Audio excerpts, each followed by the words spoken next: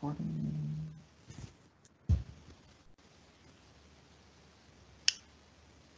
Good evening, welcome back to Poetry Love Buzz. It is I, ZM Wise, and here I am yet again with the lovely Miss Kristin Garth. How are you tonight? Hi, I'm pretty good. How are you, Zach? Oh, splendid. Even more splendid now that you're here conversing with me.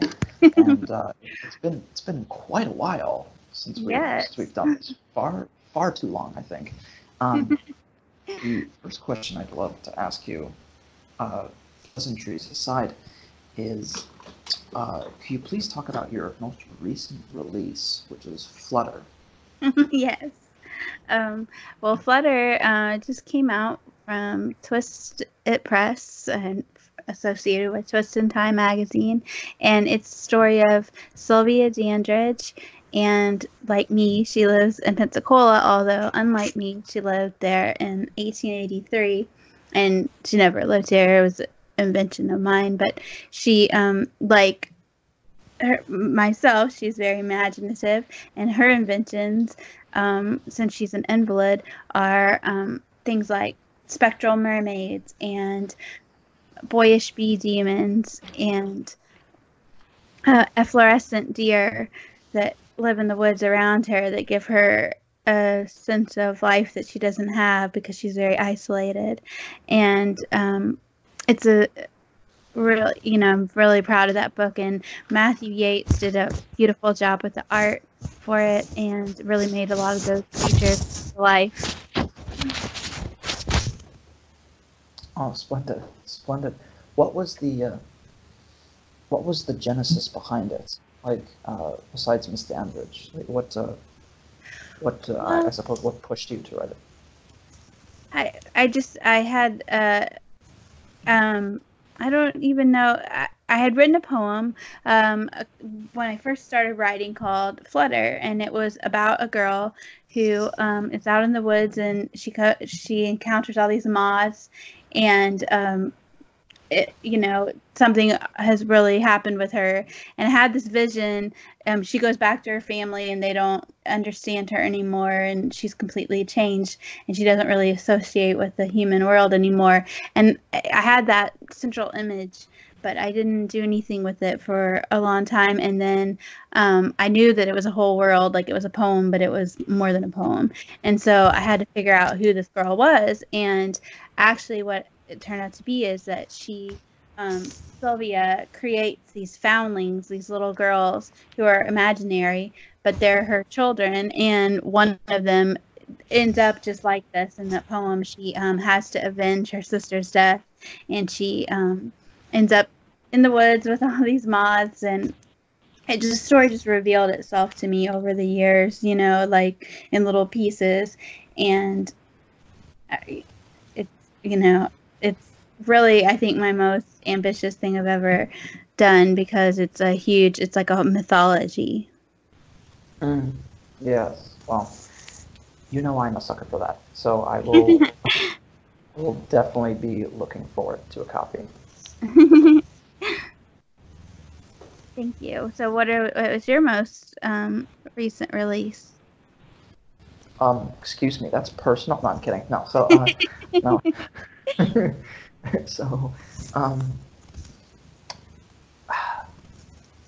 So the beginning of last year, just a brief backstory. I'll try not to elaborate too much. I don't want to give too much away. It all started with this dialogue piece. While I was in the shower, just thinking about this certain dialogue in my head, it was happening inside of a courtroom, and I decided to extend that a little bit. What was I going to make this case about? And thinking of justice, I thought of something that, I'm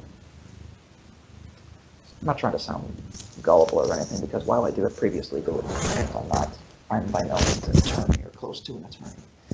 But I was thinking about just about the cases of far too many deaths as a result of drunk or just reckless driving. And as it says on the back of the book, this was written out of what I like to call passionate frustration. And I I decided to turn this into a full-length play. It's a play in one act, and it's called Bottles of Emerald for the Demon Queen. Bottles of Emerald for the Demon Queen. It was also my first attempt at cover art, and now, while visual art is not something I dabble in often, I would like to. I've been I've been dabbling here and there, I should say, for quite a while, and so you'll see on the cover it has my drawing of the scales of justice, as well as the bottle of emerald on one side, and then the lemniscat, which is also another name for the infinity symbol, the horizontal 8, and as well as a question mark in front of it. And so I've also just gathered some research and accumulated some other ideas, and I also based it on, unfortunately, one too many true stories. A few friends of mine lost certain loved ones in their lives thanks to inebriated driving or just reckless driving, and so it's by no means a happy story. It follows this. It follows a. Well, we're like that. I'm sorry. So we're like that. We write unhappy stories sometimes. Often. In this sense, yeah, it is. It's an unhappy story, but there's what I like to call a hopeful outcome. Now, it follows the gruesome death, I should say, of one Robin West, and this maniac decides to drive up an exit as if it was an entrance on the highway, and plows right into him. I'm not going to go into the details of the accident. Very gruesome, and the entire play, which is in one act, 3 scenes. It's this very intense courtroom session. Who will justice lean towards? Is it going to be more of a technicality issue? Is it going to fall in favor of the victim's family? And that's very, very interesting. And this was an idea that I knew. I have certain ideas, Kristin, that it wouldn't make sense if I wrote this as a poem or a song or this or that. And this idea, for me, it would only make sense in the form of a play. So there you have it. That's, I don't want to use the word nutshell because I hope the rest of you are awake in this point of time. So, so get yours today. End of commercial. No, Bottles of Emerald for the Demon Queen. So that's my recent release. So, Kristin, please tell us, what are you currently working on, and what is your next release going to entail? Well, my next release that's coming out is from APEP Publications, and it's called The Meadow, and it'll be coming out on April 11th, and it is a story. It's in poetry, but it's really a memoir in a sense, of all told in poems of my own experiences when I was younger in the BDSM world, and how I got to that world, like coming from a place of being abused child and having, it kind of shows some of my, younger years, and then it goes into like very, very bad experience into that, and then at the end is more of a person in the actual lifestyle of that, and what that was like being a young, in my early 20s, and flying around and going to these kind of parties and being submissive. And so it was a very vulnerable and like risky feeling book to do. So it was really nice to have a very good supportive publisher, because where I felt completely safe doing a book like that. And I'm just really happy and excited for it to come out. And then the second part of your question was about what I'm working on now, which is a horror piece. Like we were saying earlier before we started the interview, that my whole situation here is like sex and death. And because I did a sex book, and now I'm doing a death book. But the death book is made up. It's a fictional book about in the Victorian England, and it's a man who's doing a terrible experiment that involves young girls in the neighboring village, but we find out what that is about. But there's other characters. It's a book about terrible people, is what to sum it up. They're all terrible in a lot of different ways, but it's a horror story, and I'm really enjoying writing it. So. And that's all. And you'll notice people that when you read a certain author's work and they admit that like during the origination, I was just basking in this creation, like just loving it. Like you'll know that within that passion. That's, I mean, you'll almost feel it through the pages. Well, I hope. Dare I ask the taboo question? How much of that book is based on fact? None. I mean, I don't actually. The only thing I would say is that there is a disease in it, like Flutter. One thing that's very, I kind of think Crow Carriage is a dark mirror version of Flutter, because Flutter was about scarlet fever, a girl who's dying of scarlet fever, and it also went into yellow fever, which was huge in Pensacola, where I live. And the diseases were real, and were very geographically accurate, about, being a problem here and stuff. And that's how, and same thing with Crow Carriage, it's Addison's disease. There's a subplot about a disease, so I guess you could say the only true things in either of those books are the diseases, and maybe in Flutter there's an actual doctor referenced that was a doctor here in 1883. So the medical stuff is, I try to be accurate, but beyond that, as much as I can, being a not medical person at all. No, I hear you. I mean, again, I'm no attorney, so my legal details, I wanted to keep them as accurate as possible, though some details may seem like they're skewed, but it's not really their intention, or it could just, you know the term literary license. For those of us who aren't familiar, I hope I heard this right. You said Addison's disease. Yes, and it's the disease about the adrenal glands, and so there's a whole subplot of what this character is doing, because he's collecting these teenage girls and he's inducing nightmares in them, but he's trying to collect cortisol, because that's a thing that in Addison's disease you have a lack of.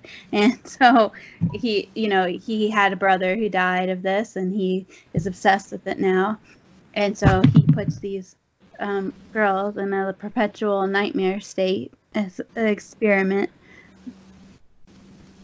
Wow. I really want to read this now. Goodness gracious. Wow. Well, I'm definitely looking forward to seeing those two projects come to fruition. And I'm so sorry. When can we expect Meadow?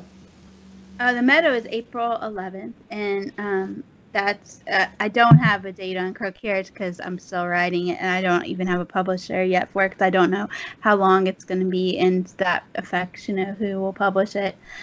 So I haven't tried to even attempted to get a publisher for it yet, because I'm only about 20 poems in. Oh, brilliant. Wow. Well, definitely looking forward to it. Thank you. And I'm looking forward to what are you working on next? So my current project, which I'm almost finished with, it's an epic poem. It's unlike the others. It's completely lyrical, and I've written a few epics. Of course, none of them are as lengthy as, say, the Mahabharata or the Odyssey or Kalevala, anything like that. But it's a very spiritual journey. I'd say semi-autobiographical. Maybe I think the main character I would like to call the completely exaggerated version of me.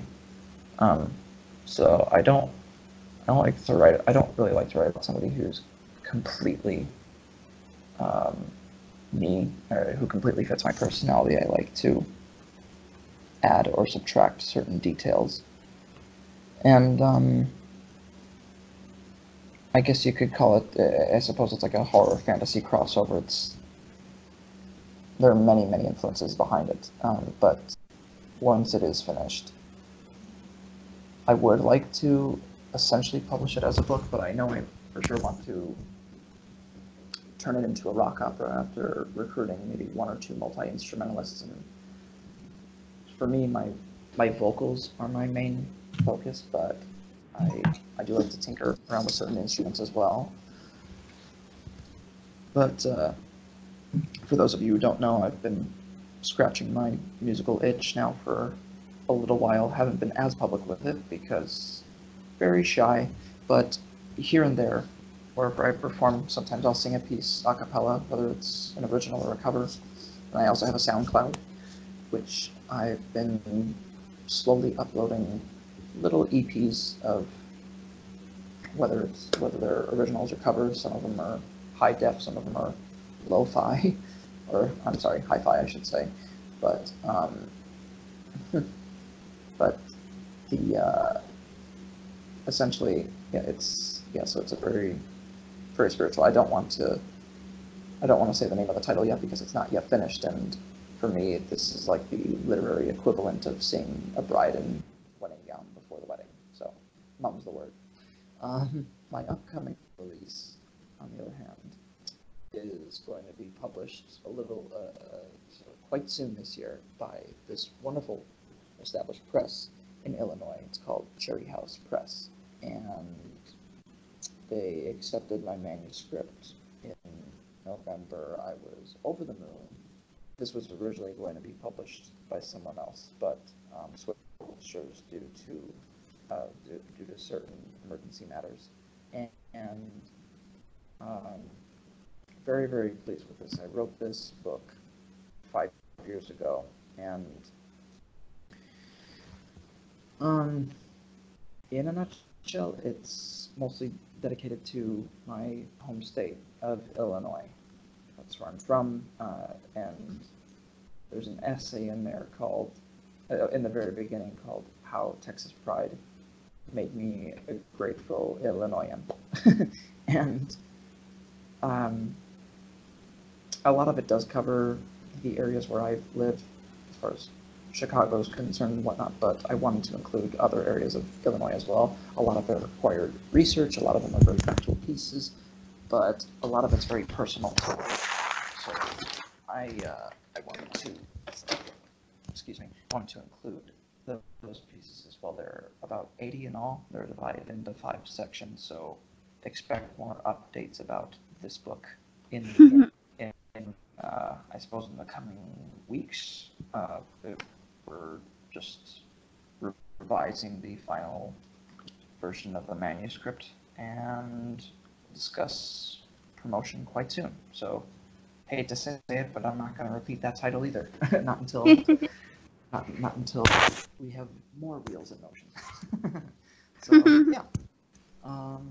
So I think we've come to the point where you've all been waiting for. Please indulge us with a few pieces. Okay. I'm going to read 2 from the Meadow that are, coming out in April. And the first one is called Carotid Lessons for Young Butterflies. First time you float inside some girl's dorm room, exchange quick goodbyes, nom de plume. It's clear her dom has used this place before. Assume he wants you on the floor. Instead, austere, he'll lend a hand, then find your throat as soon as you can stand. Against her fairy wall ephemera, soul remote, you will swoon for some blurring god, Google exec, who calls you princess, won't fuck you though he's erect. A god has limitations too, ardors much harder than he is for you. Collects wet-winged insects with an internet for carotid lessons for young butterflies who never forget the first time they fly.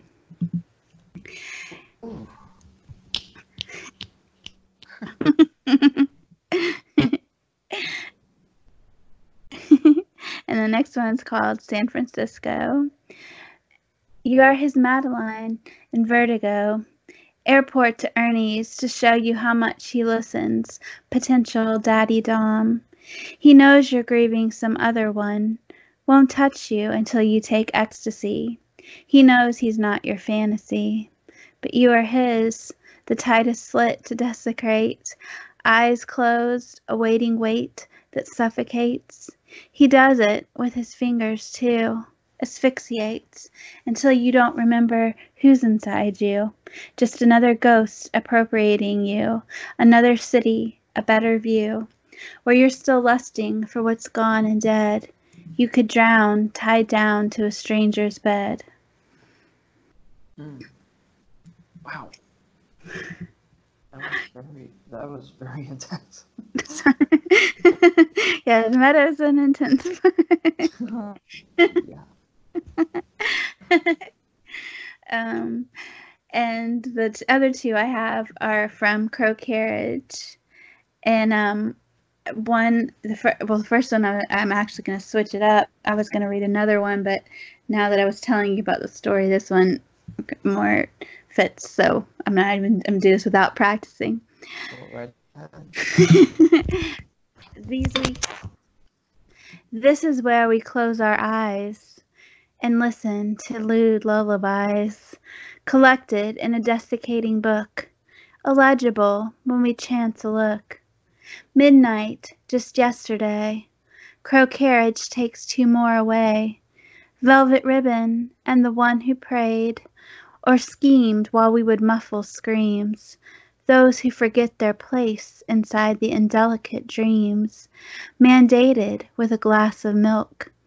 Some run from lions, bare feet beat silk, shrieking when the nightmare ends, into the palm of one of the remaining friends.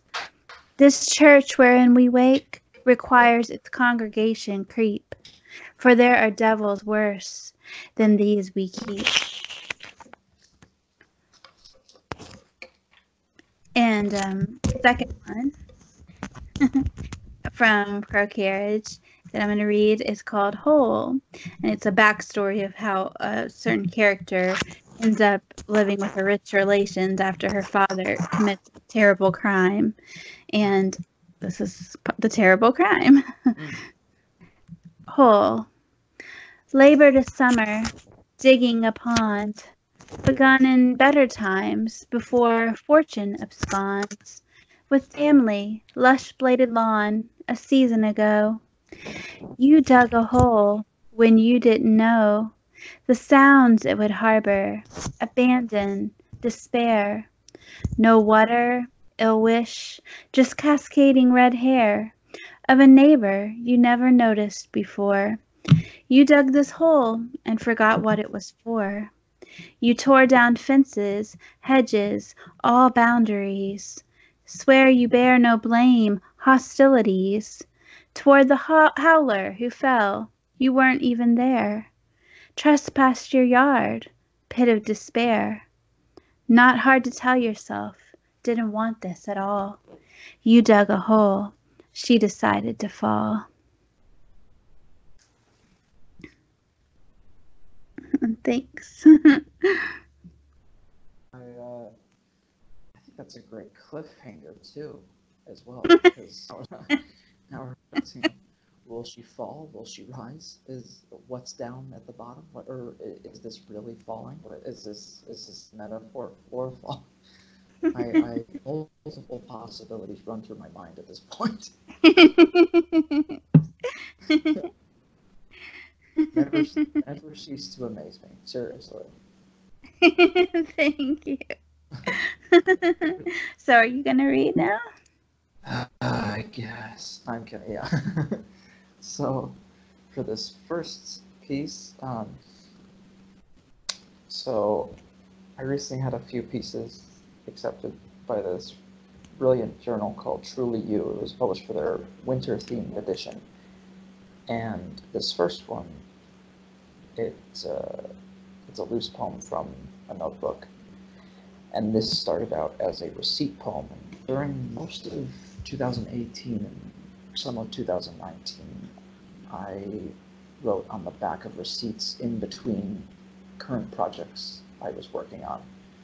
And this was a receipt poem. They were all untitled. I think only one of them had a title from the start. So I just wanted to I wanted to at least give most of them a title. And this was speaking of sex. This is I'll just let it speak for itself. I'll let it read for itself rather. So it's called Sub-Zero Dulzura, and for those of you who don't know, dulzura is Spanish for sweetness. Right. Salutations, my winter girl, falling in love under generations of snowflakes. You do not melt like the rest, for you persist and resist with beating hearts of ice. Take us to Netherland, where the only heat lies between the pillars guarding the ivory doorway of transparent cream. Tell me how you look to dance, my winter girl. Pirouette and swan dive to the lake of ballet. Balance gives you the well-rounded perspective you desire. Your happiness is all I require. I smell bentine honey beneath your vertical lips, forming a pool of honesty in which we wade in. A toast to the 1,000 dances of vulnerability. And through Skokie we roam, back to our village home. What cause are you fighting for, my winter girl? They see you as an abominable creature, but I hold your hand as we stand in unified validity. There is only one, and his beard made icicles into weaponry. Howling wind sans noise cancellation. There is only one, and her rainfall of snow promised you temporary eternity. And as I lay you down to sleep, one last wintry kiss for us to keep. Spring's rebirth attacks the spirit, and over your absence, I join the quarter-year showers to weep. Oh, so.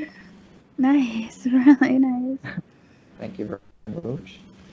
Pardon me. For this next piece, everybody, I'd like to do something very unique. I would like to borrow Kristin Garth, if she will indulge me.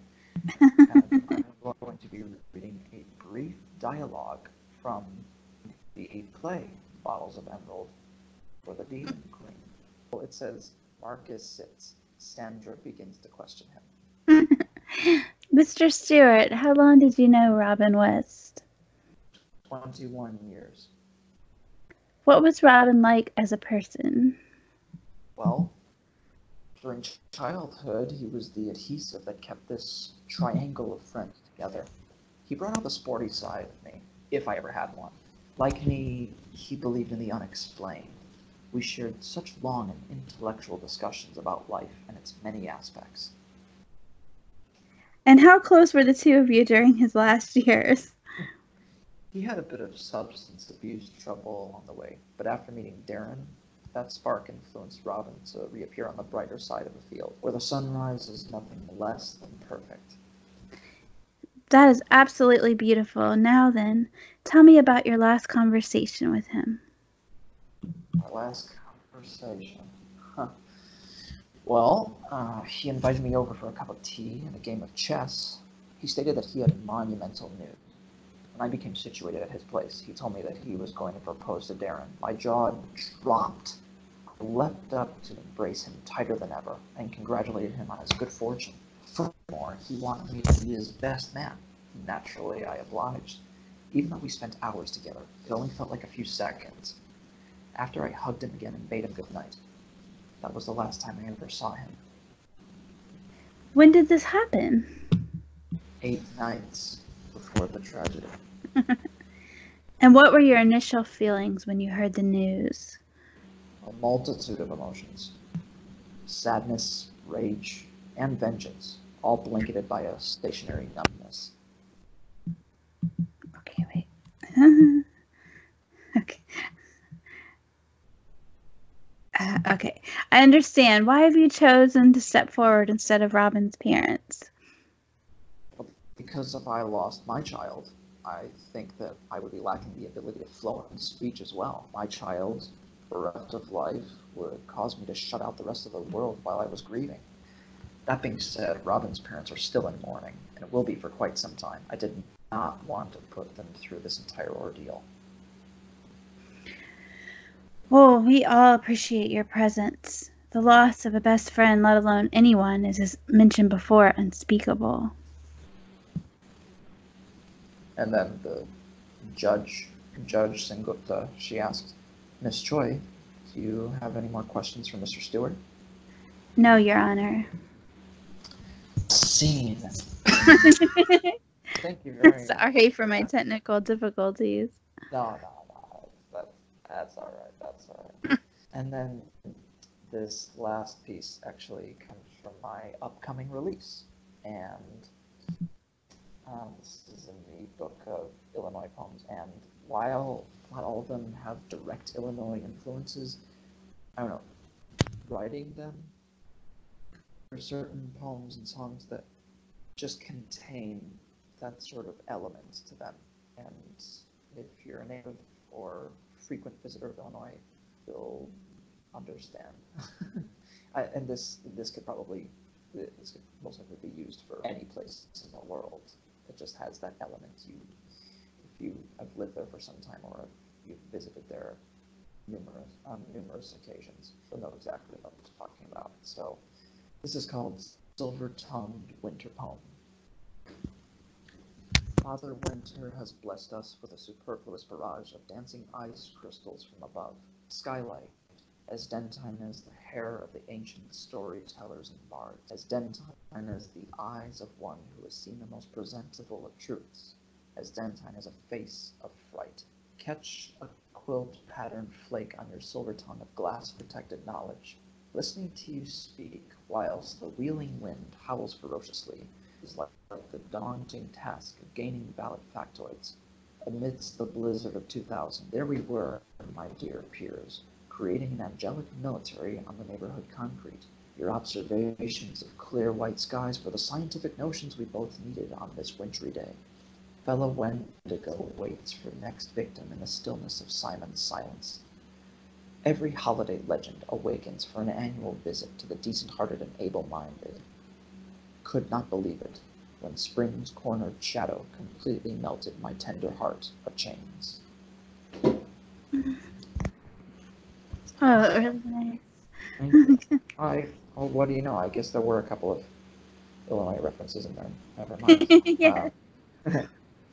I suppose, well, I wanted to concentrate on, in this case, I wanted to concentrate more on the season rather than the location. But anyway, you heard it from us both. The moral of this story is, as always, buy our books. No, I'm kidding. I'm sorry.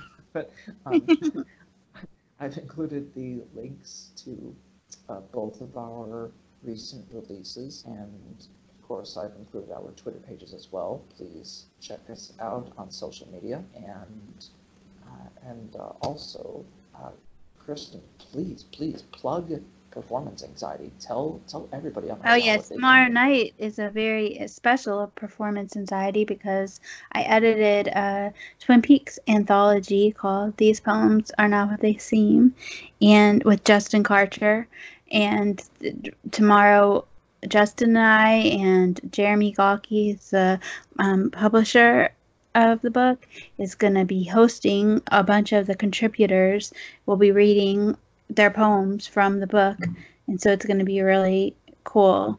It's about 15 readers, no, 13, I think, but good representation of the book, and includes people like Joanna Valente and Leah Callan, Jack Bedell, Sarah Matson. There's quite a few people that are going to do really great performances. Juliet Cook, who I really like her poem that's in the book, and I'm so excited about it. But we do them every month. It's a audio series, so we all get on Skype and read poems together, and we usually have 10 people. So we've been really good about having close to that number every time. So it's been really nice. I'm so jealous. Joanna and Jack Bedell in the same reading. I'm so jealous. I mean, there's so many people. I should actually let me read. I want to read because I called out some names, and so I'm gonna indulge me for 1 minute so I can read this whole list because you'll like it. But where did it go? I just performances. Okay, we have me, Justin, Tom Snarsky, Sarah Matson, Megan Burns, Sarah Lynn Rogers, Jack Bedell, Leah Callan, Juliet Cook, David Ralph Lewis, Kaylee Tedesco, Juliet Vandermolen, and Joanna Valente. So there we go. So jealous. You'll catch me there one day. Just you wait. Yes, I want you to do it next month in March. I would love that. That would be. It's the third Thursday of every month we do it. Splendid. Well, we'll definitely check out Performance Anxiety coming up, and thank you once again for taking the time to watch/listen to us make idle banter about the arts and sort of plug our current work. And we will never cease creation, ever. No, this is our life. This is our lives. Exactly. This is what encompasses our very oxygen intake, if anything. For sure, absolutely. Kristin, do you have any final words? Nope. Well, you heard it from her. Nope. No, I'm kidding. I'm sorry.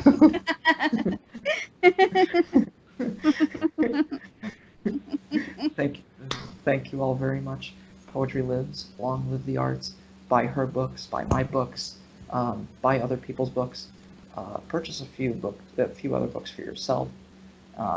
And if you publish, we'll buy your books. So,